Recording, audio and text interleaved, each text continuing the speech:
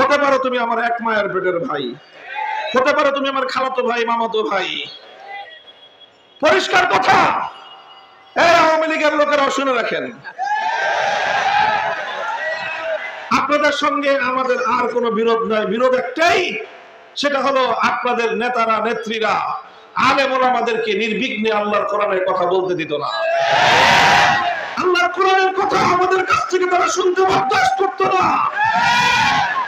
আমাদেরকে মারো, আমাদেরকে আঘাত করো, আমরা তেমন কিছু বলবো না, কিন্তু যখনই আল্লাহর কোরআনের কথা বলতে বাধা দিব, তোমাদের সঙ্গে যুদ্ধ হবে।